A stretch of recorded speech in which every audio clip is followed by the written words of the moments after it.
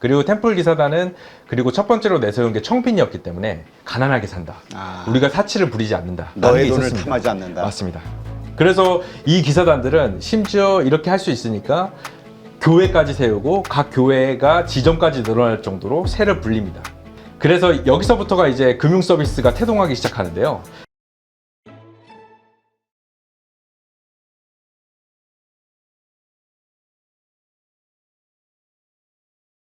자, 성전기사단 아주 그 역사적으로 아주 유명한 집단이죠. 집단이라고 해야 됩니까? 기사단이라고 해야 됩니까? 근데 이 원래는 종교적 군사적 집단이었는데 어떻게 금융기관의 시초가 되었는가?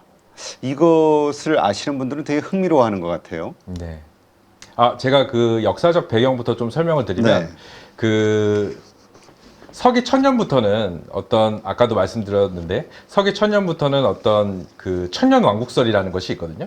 1000년이 되면은 예수님이 재림해서 어떤 우리 방탕하게 산 우리 민중들을 정리를 하고 정화를 시킬 것이다라는 왕국이 일어납니다. 그 대표님도 아시겠지만 그 저희가 서기 2000년도에 보면 Y2K라고 지구가 멸망할 거다라고 했었거든요. 그랬죠. 그런 현상들이 서기 1000년에도 있었고 1500년에도 있었고 주기적으로 반복됩니다. 그래서 사람들이 점점 더 그런 종교적 열망이 세지니까 1000년부터는 사람들의 신앙심이 급격히 올라가기 시작해요. 그래서 그때 일어났던 것들이 우리가 빼앗긴 예루살렘을 되찾아서 예수님을 맞이해야 된다. 예루살렘을 되찾아야 메시아가 재림하실 것이다. 라는 목소리가 나오기 시작합니다. 그래서 1096년에 바로 결성이 됩니다. 십자군 전쟁이 일어난 그렇죠. 겁니다. 그 십자군이 일어나서 그 십자군이 사실은 그 아주 종교적 열망이 거대했기 때문에 그 십자군 전쟁의 전 유럽에 있는 기사들이 모여서 십자군으로 결성이 되거든요. 네. 잉글랜드도 그렇고 프랑스도 그렇고 수많은 어떤 그 영주들과 군주들이 우리도 가서 예루살렘을 탈환하자라는 움직임이 일어나기 시작하는데요. 그 사실 전쟁을 보시면 알겠지만 전쟁은 가장 처음에 공격을 할 때가 무력이 가장 셉니다. 네. 전투력이 가장 셉니다. 그렇죠. 그래서 1096년도에 십자군이 발발을 해서 1099년이 되면 예루살렘을 비롯해서 그 레반트 지역을 점령을 하거든요. 중동 쪽에. 그게 이제 그 기독교 성지들인데 예루살렘을 점령을 하기 시작하니까 사람들 사이에서 엄청난 열망이 생깁니다.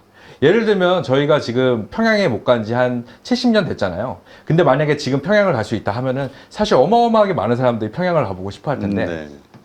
그 당시에 예루살렘을 되찾은 게 462년 만이었거든요. 네. 462년 만에 예루살렘을 되찾으니까 거기 전 유럽 사람들이 얼마나 예루살렘을 가보고 싶어 하겠습니까? 종교인들이라면 종교인도 마찬가지고 일반 민중들도 내 일생에 한 번쯤은 예루살렘에 가서 예수님이 돌아가신 곳을 가서 그 예수님의 발자취를 느껴보고 싶다라는 생각이 어마어마하게 퍼지죠. 그래서 생겨난 것들이 순례자거든요. 근데 순례자들이 이제 예루살렘을 가는 데는 바로 문제가 생깁니다. 지금처럼 치안이 좋은 게 아니었거든요. 네. 바로 마을만 벗어나가면 도적과 산적이 즐비하고 짐승들이 나와서 공격을 할 수가 있습니다. 그러면 진짜 그 순례를 간다는 건 그 경비, 돈을 가지고 가는 거니까 완전히 진짜 도적들의 밥이네요. 맞습니다. 그 도적들은 심지어 성문 밖에서 죽치고 있으면서 어떤 사람들이 나오는지를 바로 지켜보고 있습니다. 네. 어떤 상인들이나 상인들이야 사실은 돈이 있으니까 어떤 경비대를 고용을 해서 이제 갈 수 있지만 일반 민중같이 순례객들은 바로 나가자마자 먹잇감이 되기가 십상이었죠. 그러니까 이제 바로 공격을 당한 사람들이 많으니까 이제 공격을 당한 사람들에 대한 이야기도 점점 퍼지기 시작하고 그 어떤 기사단들은 이거를 보고 굉장히 안타까워했습니다. 네. 이렇게 순례라는 좋은 뜻을 위해서 예루살렘으로 가고 있는데 바로 도적한테 공격당하고 바로 노잣돈도 뺏기고 얼마나 불쌍합니까? 그래서 이제 기사단들이 우리가 이런 사람들을 보호하자라는 움직임이 일어났고요. 이제 처음에 일어났던 게 이제 프랑스에 있는 한 기사가 내가 기사단이 되어서 이 순례객을 지켜주고 보호해주겠다라는 뜻에서 시작이 되거든요. 이제 그 성전 기사단들이 점점 하나둘씩 늘어나면서 좋은 뜻이라는 걸 알게 되니까 성전 기사단들이 늘어나기 시작합니다. 네. 프랑스뿐만 아니고 영국도 그렇고 전국 그 유럽 전역에서 가까이서 기사단들이 저도 기사단이 하겠습니다라고 하니까 교황청에서 이 교황청에서 이 기사단을 승인을 해줘요. 네. 그래서 본격적으로 템플이라는 이름이 붙습니다. 템플. 예, 그래서 템플 기사단이라는 것들이 그 기사단들이 이 순례객들을 보호하는 기사단들을 템플이라는 이름을 붙여서 공식적인 조직으로 승인을 받습니다. 네. 그래서 그 템플 기사단들을 보시면 지금도 유럽 여행을 가보시면 템플 처치라고 있거든요. 네. 그 템플 처치가 바로 그 기사단들이 세운 교회들을 아. 템플 처치라고 합니다. 그 템플 기사단들이 그 내세웠던 게 청빈, 네. 가난하게 살면서 우리는 점점 하나님의 뜻을 받드는, 그리고 이 순례객들을 보호하는 이 세 가지 목적으로 그 템플 기사단이 설치가 되고, 템플 기사단들이 너무나 되게 멋있잖아요, 사실은. 그렇죠. 아니 기사단 하면 뭔가 우리가 영화에서 이제까지 가져왔던 이미지가 있어서 그렇죠. 멋있어요. 그렇죠. 네. 딱 그것도 아주 멋있는 게 갑옷을 딱 입고 그 위에 딱 그 하얀색 옷을 딱 입고 있거든요. 여기 사진에 보여드리겠는데, 이분이 아주 가장 유명한 그 프랑스의 기사단 중에 한 명이거든요. 딱 보시면 아시겠지만 딱 하얀 옷을 입고 얼마나 딱 검 하나 차고 딱 그 거리를 돌아다니면서 순례객들을 보호하는 역할을 하는 거예요. 그래서 이 템플 처치가 아주 인기를 끕니다. 네. 많은 기사단들도 하는 데다가 심지어는 어떤 영주들은 자기가 죽은 뒤에 자기의 재산을 이 기사단에 기부를 하겠다라고 하는 사람들까지 생겨나요. 그래서 이 기사단들은 심지어 이렇게 할 수 있으니까 교회까지 세우고 각 교회가 지점까지 늘어날 정도로 세를 불립니다. 네. 그것도 교황의 묵인하에. 아. 그래서 여기서부터가 이제 금융 서비스가 태동하기 시작하는데요. 사실은 노잣돈을 가지고 있으면 그 도적들한테 나 잡아갑쇼 하는 거와 마찬가지거든요. 그렇죠. 그러니까 이 템플 기사단들이 아이디어를 낸 게 그 잉글랜드나 프랑스에서 출발하는 순례객들한테 이야기를 합니다. 너 노잣돈 가지고 다니지 말고 그 돈을 우리 템플 처치 프랑스 지점에 맡겨. 그러면 우리가 그 하나의 수표를 건네줄게. 그 수표를 가지고 예루살렘에 가서 우리 템플 처치로 가면 그 돈을 돌려줄 거야. 일종의 수표 개념이죠. 네. 근데 그 수표를 그냥 가지고 가면은 도적들도 이 메시지를 알 수 있으니까 그렇죠. 그 수표를 암호화합니다. 암호화하는 시스템을 마련해서 이 도적들이 이게 뭔 종이지? 이거 그냥 쓰레기 아니야? 라고 알 정도로. 네. 그렇게 되면은 점점 이제 도적단들도 순례객들이 돈이 없다 라는 생각을 하게 되고, 돈이 없으면은 사실은 얘들을 공격할 요인이 없어지고, 그렇죠. 그렇게 점점 안전해지는 거죠. 그래서 템플 처치가 처음으로 마련했다고 하는 금융 시스템이 이 어떤 여행자 수표라고 할 수 있는 개념입니다. 아, 그렇군요. 또 입출금 시스템을 만들었다고 하는데 이것도 역시 이거하고 연계가 되는 거군요. 맞습니다. 넣었다 뺐다.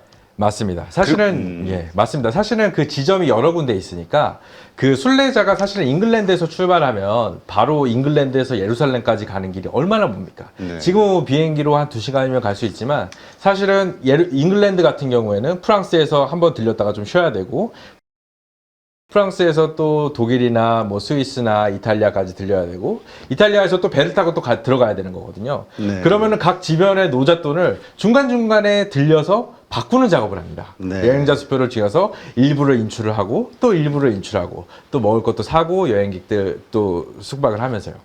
아, 그래서 이제까지 템플 기사단 관련된 많은 신화를 영화한 그런 것들이 있잖아요. 맞습니다. 템플 기사단이 보유한 유럽의 전역에서 가지고 있는 많은 금과 돈과 이런 것들, 네. 이런 것들이 사라졌다. 맞습니다. 그 보물 장소가 어디냐? 뭐였죠? 맞습니다. 그 템플 기사단의 보물을 찾아라. 맞습니다. 아, 이게 다 근거가 있는 거군요. 예, 그렇습니다. 사실 이것도 역사적 배경을 조금 설명을 해드려야 되는데, 예루살렘을 찾은 지 한 70년? 80년 만에 예루살렘을 빼앗깁니다. 네. 왜냐하면 그 중동에 아주 어마어마한 무시무시한 기사가 또 나타나거든요. 우리나라에서는 살라딘으로 유명한데 살라흐 아딘이라는 어마어마한 기사가 나와서 아주 무력이 너무 세가지고 그 프랑스나 영국에서도 아주 유명한 뭐 사자시망이라든가 뭐 루이 7세라든가 아주 유명한 기사들과 영주들과 왕들이 있었는데 그 사람들이 다 패배를 해요. 네. 그래서 이 예루살렘을 다 빼앗기거든요. 그 예루살렘을 빼앗기면서 이제 순례객들을 보호할 만한 그런 서비스의 존재 의미가 사라진 겁니다. 네. 근데 그럼에도 불구하고 이 기사단들은 자기들 처치를 냅두면서 계속 그 금융 서비스를 제공합니다. 네. 왜냐하면 사실은 그 순례객들이 거기까지는 못 가더라도 로마까지는 순례를 할 수도 있고, 그렇죠. 그렇기 때문에 그 금융 서비스를 제공을 하는 데다가 추가적으로 무역도 해요, 이 사람들이. 사실은 이제 조금씩 그 처음에 그 내세운 가치를 조금 잃어버리기 시작하는 거죠. 그렇죠. 의미가 퇴색되면서 좀 이제 돈벌이를 좀 하기 시작하죠. 네. 아니 근데 원래 금융이라고 하는 것은 내 돈을 누군가에게 맡긴다는 것은 신뢰라는 게 바탕이 돼야 되잖아요. 네. 근데 이 템플 기사단을 어쨌든 신뢰를 했기 때문에 내 금을 맡기고 저쪽 가가지고 예루살렘 가서 아니면 저 어디 프랑스 가가지고 내가 찾겠다 이렇게 얘기하는 거잖아요.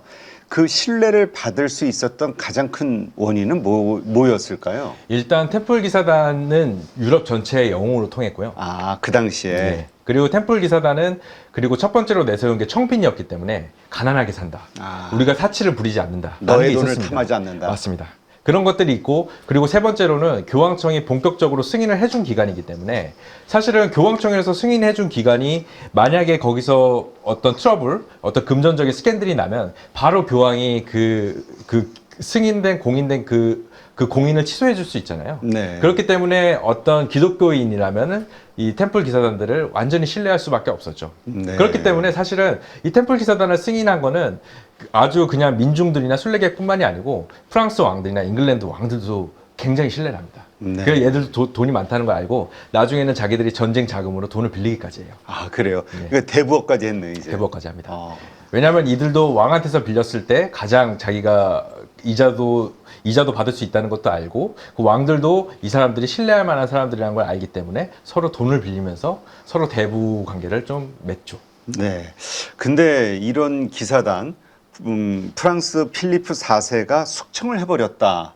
그러면서 뭐 여러 가지 설이 있어요. 그 돈을 노린 것이다라는 얘기도 있고 권력이 너무 세져서이다라는 얘기도 있고 어떻게 해서 이런 사건들이 벌어지게 되는 거죠? 네, 이게 좀 복합적일 것 같은데요. 사실은 그 프랑스 필립 4세를 좀 역사적으로 보면 프랑스 필립 4세는 상당히 교황청과 상당히 싸움을 많이 했던 사람입니다. 아, 반대편에 있었군요. 맞습니다. 왜냐하면 사실은 프랑스도 그렇고 사실 많은 왕들이 교황청을 그렇게 좋아하지는 않았어요. 왜냐하면 종교적으로는 믿음이 있고 하지만 사실은 그 교황들의 권한이 11조를 걷어갈 수 있는 권한이 있거든요. 그리고 11조를 걷어간다는 거는 자기들이 세금을 얻을 수 있는 권리가 조금은 빼앗긴다는 것과 같았습니다. 네. 그렇기 때문에 가장 조금씩 안 좋아했고, 그래서 프랑스 왕들이나 모든 왕들이 그 독일도 그렇고 프랑스도 그렇고 잉글랜드도 그렇고 그 주교 있잖아요. 그 지역을 총괄하는 신부를 주교라고 하는데 그 주교를 자기 사람을 심어주려고 해요. 네. 근데 교황은 당연히 그거를 반대하죠. 그 서임권이라고 하는데 그 서임권은 당연히 교황한테 있다. 그렇죠. 왜 어떤 그 왕이라고 해도 너는 세속 권력이지 교황의 종교 권력은 아니다. 그 서임권은 자기가 가지고 있었기 때문에 특히 필립 4세가 이 서임권을 두고 엄청나게 싸웁니다. 그래서 심지어 그때 교황이 보나파시우스 8세라는 분인데 자기 부하인 노가레라는 사람을 보내서 따귀를 때릴 정도예요. 그게 아주 그래요? 유명한 장면이거든요. 그래서 그걸 충격을 받아서 보나파시우스 8세가 곧 죽습니다. 충격을 받아서. 그리고 이어진 교황을 자기 사람을 심어버려요. 그게 클레멘스 5세라는 사람이 그 프랑스 사람이 교황이 되는 일이 발생을 하거든요. 네. 그리고 다음에 그 필리프 4세가 한 일이 뭐냐?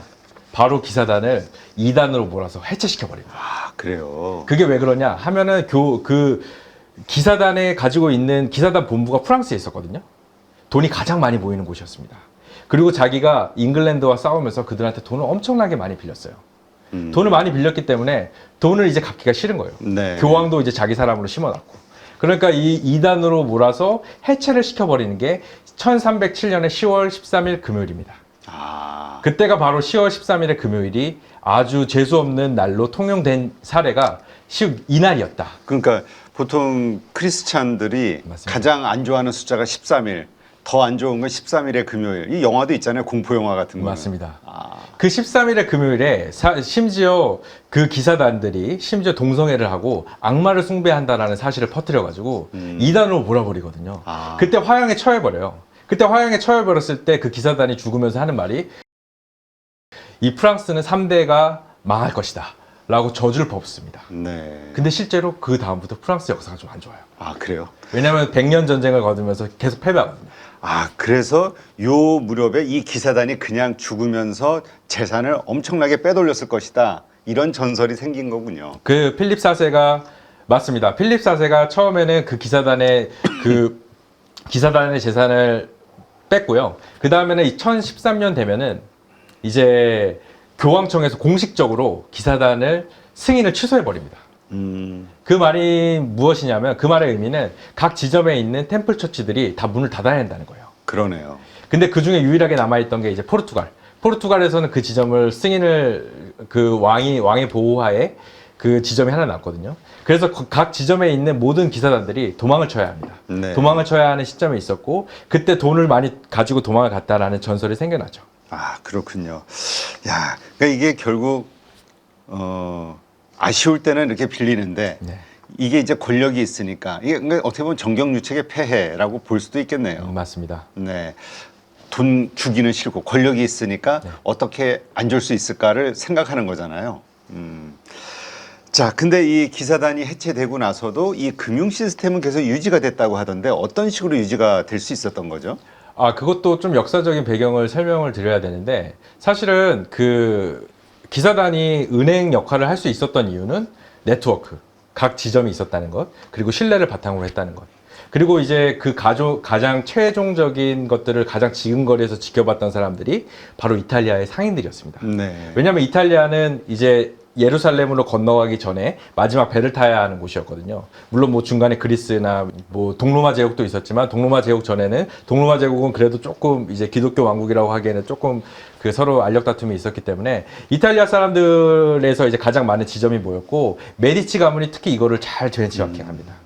그래서 각 지점을 두고 무역을 한 다음에 그 돈을 쌓아서 은행 역할을 하면은 우리가 큰 돈을 벌 수 있을 것이다 라는 생각을 하게 되고 때마침 딱 기사단이 해체된 직후부터 이탈리아의 은행들이 그 벤치마킹을 해서인지 막 우후죽순 생겨나기 시작해요. 네. 그 중에 가장 두각을 나타냈던 게 메디치 가문이었습니다. 아, 그래요. 그러면서 이제 중세 때 그 메디치 가문이 돈을 빨아들이면서 또 그 돈을 문화나 뭐 이런 쪽에다 다시 재투자하면서 이제 이런 일들이 벌어지는 거군요. 맞습니다. 메디치 가문의 영화가. 맞습니다. 근데 그렇게 그 화려한 그 가문 그 부는 계속 대물림 되지 않습니까? 예. 지금까지도 그 가문이 존재하고 있나요? 저희 회사 행사에서 한번 메디치 가문의 후손분이 한번 오셨거든요. 그래요? 로렌츠 메디치라는 분이었는데 어. 사실은 아마 그렇게까지 부가 유지되지는 않는 것 같고 아. 메디치 가문도 이제 정경유착 그 자기 딸들을 프랑스 왕조로 시집 보내서 그 사실은 그 이탈리아 사람들이 문화 수준이 굉장히 높았고 프랑스는 그 당시에 문화적 수준은 낮았거든요. 하지만 국력은 셌지만 그때 이제 메디치 가문의 여식이 시집을 가면서 이탈리아의 식문화 포크를 사용하는 식문화가 프랑스로 넘어가서 프랑스 식문화가 발달합니다. 아, 그래요. 이제 그런 부분도 있고. 자, 그러면 네. 뭐 말 나온 김에 네. 그럼 그 도망간 기사단들은 어떻게 됐습니까? 아, 도망간 기사단의 이야기가 또 재밌는데요. 도망간 네. 기사단들이 이제 자기들이 해체가 됐으니까 이제 프랑스에서 해체된 기사들은 주로 알프스 산맥을 넘어서 이탈리아로 도망가는 사람들이 좀 생겨났습니다. 근데 그 중에 일부는 이제 이탈리아에서 이제 알프스 산맥이 넘어가기 힘드니까 스위스에 정박을 했다는 얘기가 있어요. 네. 근데 물론 이게 전설입니다. 13세기에 일단 정박을 했는데 아주 아이러니하게도 1313년도에 스위스 농민들이 합스부르크 제국의 지배를 받고 있었거든요. 근데 1313년도에 이 농민들이 합스부르크 제국과의 전투에서 이기는 일이 발생합니다. 아, 그래요. 그래서 사람들의 전설에서는 이게 기사단들이 도망치면서 일부는 남았고 일부는 그 전투 기술을 알려줬기 때문에 합스부르크를 이길 수 있었을 것이다. 사실 어떻게 농민들이 합스부르크 제국을 이기냐. 물론 그 당시에는 제국까지는 아니었지만 아주 잘 나가는 가문인 건 맞았거든요. 그 전까지 식민 지배를 철저하게 받았을 정도로 한 번도 반항을 못했는데 그 당시에 딱 기사단이 해체되자마자 승리를 거둔 거예요. 네. 그리고 또 이게 연결되는 게 그 스위스가 또 은행으로 유명하잖아요. 그렇죠. 또 이 기사단들이 은행에 대한 지식을 알려줘서 스위스 사람들의 은행 기술이, 은행 산업이 펼쳐졌을 것이다. 라는 내피셜이 좀 있습니다. 물론 이거는 확인되지 않았기 때문에 약간 내피셜에 불과합니다. 아, 그렇군요. 근데 하여튼 그 정도로 경험이 풍부했기 때문에 기사단들이 템플 기사단이 가지고 있는 지식을 또 정보를 활용했을 때 아마 이쪽이 이렇게 됐을 것이다. 개연성이 충분하다. 이 정도로 보면 되겠군요. 맞습니다. 또 이제 13세기쯤 넘어가면 스위스들이 가장 자랑하는 수출품이 하나 생깁니다. 그게 용병입니다. 아, 용병. 용병입니다. 스위스 용병이 세계적으로 유명하죠. 그래서 교황청은 스위스 용병이 지키잖아요. 맞습니다. 네. 그래서 스위스 용병이 지키고 스위스 용병도 사실은 그 기사단들이 육성했을 것이다라는 어떤 도시 전설이 또 있고요. 그리고 또 용병을 수출하면은 또 돈 받는 게 중요하잖아요. 네. 또 사실 뭐 외국인 노동자들이 가장 중요한 게 이제 금융 시스템을 이용해서 돈을 받는 거니까 그 용병 시스템들이 수출이 되면서 그들이 본국으로 돈을 송금하는 과정에서 은행이 발달했을 것이다. 이런 이야기도 있습니다. 네, 그렇군요. 자, 그럼 준비한 자료들 한번 네. 간단하게 한번 설명 좀 해봐 주시죠. 알겠습니다. 이거는 아까 말씀드린 프랑스 그 기사고요. 이거는 이제 벨기에 순례객들입니다. 벨기에 순례객들이 옷을 차려입고 예루살렘으로 가는 장면이고요. 이거는 그 십자군 전쟁에서 승리해서 예루살렘을 되찾은 모습입니다. 이게 그 메디치 가문의 어떤 동방박사의 행렬인데 그 성경에서 유명한 동방박사의 행렬을 자기들 가문의 얼굴을 넣어서 문화예술적인 컨텐츠로 재해석한 작품입니다. 네. 그러니까 결국은 문화를 키운다는 것도 있지만 이탈리아가 그런 것 같아요. 과거에 그 황제들도 그렇고 아니면은 보통 집정관이라고 하나요? 그 통치자들 보면은 뭔가 정복 전쟁이 됐든 뭘 통해서 자기의 이름을 내세울 수 있는 막 건축물을 만든다든가 도로를 깐다든가 자기 이름을 까는 뭔가 저런 명예욕들이 상당했던 것 같아요. 자기의 그 업적을 남기고 싶어하는 메디치드 가문도 보면은 결국 돈 번 거 가지고 자기 가문의 어떤 위대함을 띄우려고 했던 거 아닌가 싶은 생각도 들기도 하고요. 네, 맞습니다. 네. 네, 역사와 경제 연결해 보면 이렇게 여러 지점에서 아주 흥미로운 내용들이 많이 있습니다. 오늘 참 재미있게 과거 역사 그리고 경제에 대해서 한번 살펴봤고요. 오늘 함께해 주신 매일경제 강용훈 기자님, 오늘 좋은 인사이트 고맙습니다. 감사합니다.